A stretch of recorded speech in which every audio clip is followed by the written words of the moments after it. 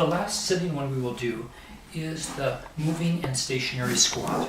Now for this one, if you have knee issues at all, you want to have something underneath you, just some kind of a support. This height is good, whatever it would happen to be, so you don't go down quite so far. Otherwise, without knee issues, your feet are out and flat, so they're pointing outward. At first it's hard to do this, and your feet might be lifting up some ways, but try to get them so they're flat and out. You can also put your hands here to be easier on your wrists, and we turn to the side. As we do, the toe naturally lifts. I'm bracing my arms into my inner legs, and I'll continue to brace them farther this way to get more of a stretch on my inner legs. This is called the moving squat, and then the stationary squat. The stationary squat is here, the arms go here. We push the hands together to increase the stretch. This is a great position to do Kegels in other words, pelvic floor strengthening exercises, where we contract the pelvic floor and then release it, contracting and releasing to strengthen the pelvic floor. From here, we'll do our standing series. Just the last few are standing, and we'll come back up to standing and do, first of all, take a look here. This is the hip circle one. We make circles. Notice that the head isn't moving all that much. It's not this. It's rather just this. More the middle moves. And at some point we reverse directions.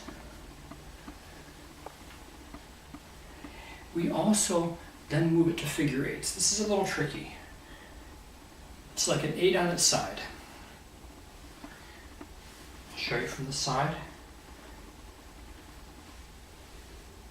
From the back. I'm diagonaling to the back, rotating around the front, and diagonaling again to the back. And at some point switch directions. Both of those can be done as strengthening exercises also, simply by just engaging all the muscles. It'd be like a wave at a football stadium. I'm engaging here, here, here, the sides and the back. And the same with the figure eights. Very slow, really engaging your muscles. And that will be a muscle strengthener. So do it 2 different ways.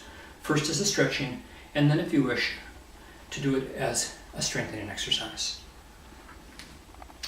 And the pyramid is a wonderful polarity yoga exercise to, again, stretch everything at once. This is one that kind of does all kinds of things at the same time.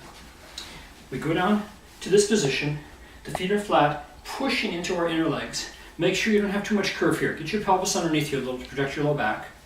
And we simply look towards the ceiling, side to side. Inhale to the center, exhale, push the opposite knee to keep your base stable, and look up. Inhaling, exhale, I'm pushing here and looking above my head. This feels really, really good and does a lot of things for your entire body. And now, the last one we'll do is the arms up and over stretch. I'll show you this from the side position. Your legs are out, and you clasp your hands and bring your arms and hands down, which brings your shoulder blades together. You can do this with breathing. Inhale and exhale, bring it down a little more. So your shoulder blades are very close together. Then take a last inhale, exhale forward, your arms fall to the front, your head drops, and you get a nice stretch. To come up, bend your knees. Again, do a hard Kegel. In other words, tighten the pelvic floor to protect your low back. One more time, extend your hands and arms downward and together. And then relax and maybe shrug just to take away the tension. And that completes the series of mid and low back exercises that are good to really strengthen and relax and rehabilitate the body.